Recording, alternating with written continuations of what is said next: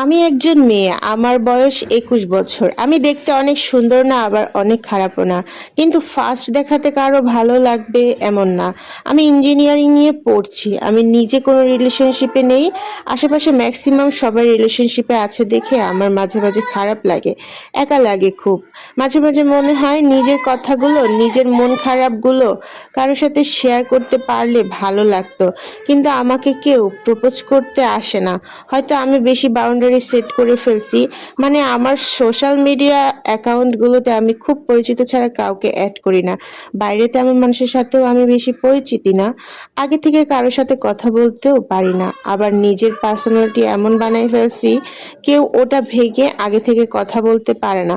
দুই একজন কথায় বুঝাচ্ছি তারা আমাকে পছন্দ করে, কিন্তু তাদের ক্যারেক্টার চলাফেরা আমার ভালো লাগে না বাবা।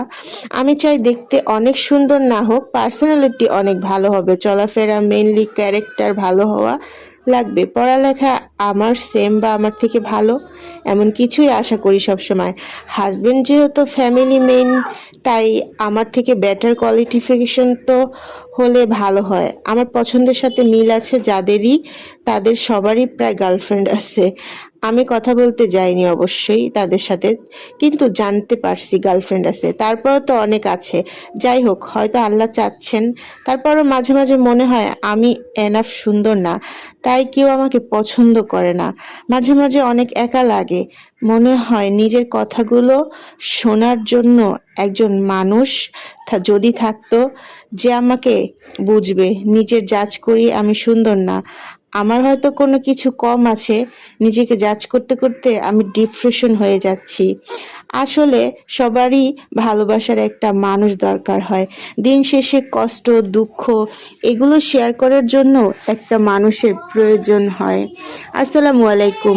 আমি আমার জীবনের ছোট্ট একটি গল্প আপনাদের সাথে শেয়ার করলাম। কেমন লেগেছে অবশ্যই জানাবেন। কলেজ লাইফ থেকে আমি একটু একা একাই থাকতে পছন্দ করি। কলেজ লাইফ বলবো না, আমার বাবা দূরে চাকরি করত। আমরা দুই ভাই বোন, আমি বড়, আমার ভাই ছোট। তো বাবা মা আমাদেরকে সবসময় একাভাবেই বড় করেছে। ছোট থেকে ওইভাবে মানুষের সাথে মেশা হয়নি। ওই যে শহুরে বাচ্চাগুলা হয় না, একা একাই বেড়ে ওঠা। তো আমার আর ওইভাবে হাত পা গজায়নি কখনো। কলেজ লাইফ, ভার্সিটি লাইফ, এখন হয়তো বিয়ের বয়স হয়ে গেছে, কয়দিন পর হয়তো বাবা মারা বিয়ে দিয়ে দিবে, কিন্তু ওই যে একটা আক্ষেপ থেকেই যাবে আমার ভিতরে। সবাই তো রিলেশন করে, আমিই পারলাম না একটা রিলেশন করতে। আসলে আমার এই চাকচিক্য জীবন ভালো লাগে না। আমার কেন যেন মানে খুব পরিচিত কিছু মানুষের সাথেই সম্পর্ক বজায় রাখতে ভালো লাগে। অনেকে দেখি এলোমেলো লাইফ লিড করতে, বাউন্ডারির বাইরেও তারা তাদের জীবন নিয়ে যায়। এমনকি তারা বিয়ের আগে তাদের বয়ফ্রেন্ডের সাথে শারীরিক সম্পর্কতেও লিপ্ত হয়ে যায়।